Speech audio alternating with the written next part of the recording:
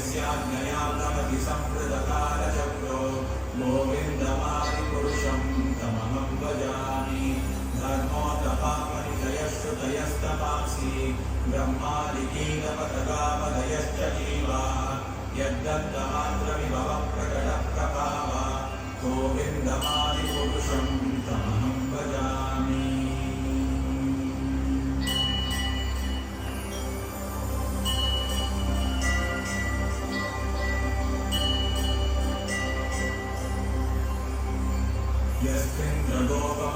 यस्मिन्द्रगोपमकवेन्द्रमहोत्सकर्मा वन्दानुरूपफलभाजनमातनोति कर्माणि निर्दहति किन्तु च भक्तिभाजां गोविन्दमादिपुरुषं तमहं भजामि यं क्रोधकामसहजप्रणयादिवेति वात्सल्यमोहगुरुगौरवसेव्यभावैः सञ्चिन्त्य तस्य सदृशी तनुमापुरेते गोविन्दमादिपुरुषं तमहं भजामि श्रियः कान्ताः परमपुरुषः कल्पतरवो द्रुमा भूमिश्चिन्तामणिगणमयीतोऽयममृतं कथागानं नाट्यं गमनमपि वंशीप्रियसखी चिदानन्दं ज्योतिः परमपि तदास्वाद्यमपि च स यत्र क्षीराब्धि स्रवति सुरभिर्यश्च सुमहान् विदेशाद्वाक्यो वावदति नहि यत्रापि समयः भजेष्वेतद्विभक्तमहमिह गोलोकमितियं विदन्तस्ते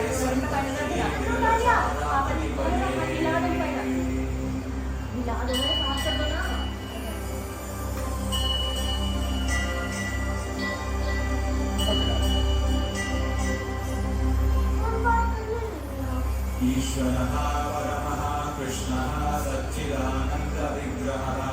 अनादिरादिर्गोविन्दः सर्वकारणकारणं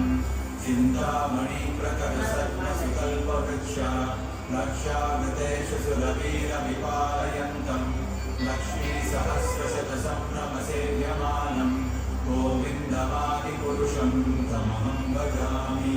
वेदं त्वनन्तमरविन्ददलायदाक्षं बर्हावतं समसिताम्बुदसुन्दराङ्गं गन्धर्वकोटिकमनीयविशेषशोभं गोविन्दमादिपुरुषं तमहं भजामि आलोलचन्द्रकलसद्वनमाल्यवंशी रत्नाङ्गदं प्रणयकेलिकलाविलासं श्यामं त्रिमण्डलयुतं नियतप्रकाशं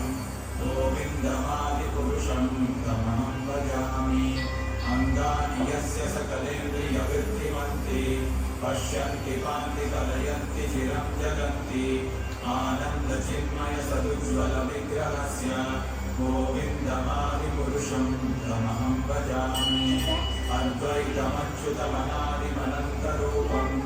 आद्यं पुराणपुरुषं नवयौवनं च वेदेषु दुर्लभमदुर्लभमात्मभक्तौ गोविन्दमादिपुरुषं तमहं भजामि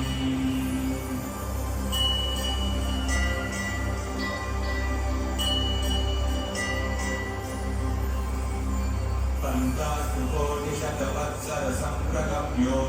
वायोरथाभिमनसो मुनिपुङ्गमाना सोऽप्यस्ति यत्र पदसिंहविचिन्त्य तन्मे गोविन्दमादिपुरुषं तमहं भजामि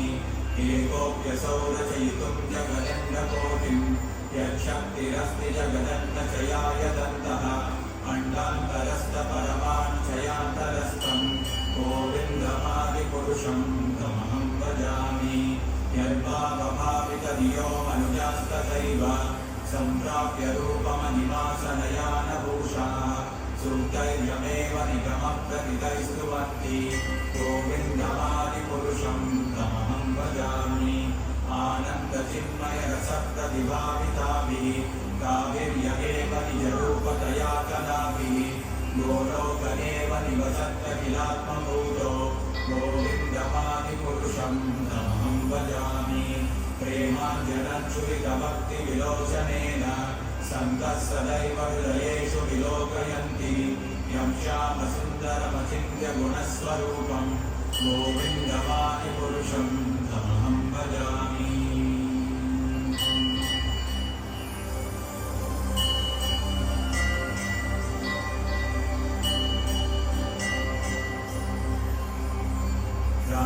आदिमूर्तिषु कलानियमेन तिष्ठन्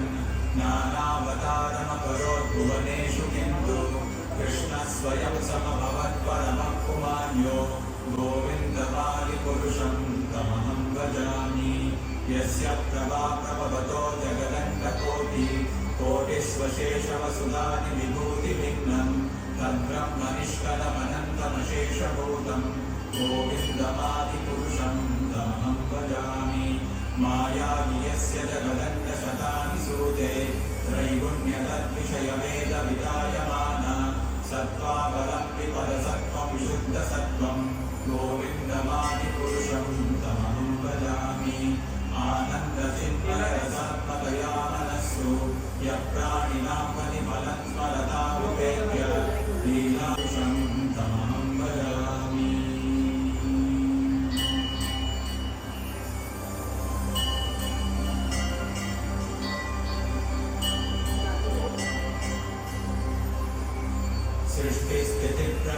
सृष्टिस्थितिप्रलयसाधनशक्तिरेव सा एव यस्य भुवनानि विभक्तिर्वा इच्छानुरूपमपि यस्य च चेष्टते सा गोविन्दमादिपुरुषं तमहं भजामि क्षीरं यथा नलिविकारविशेषयोगा सरिह यस्य कलाविशेषो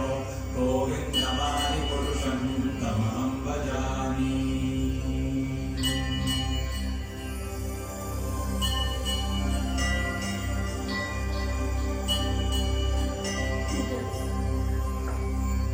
भास्वान् यथा श्वशकलेषु विदेषु तेजः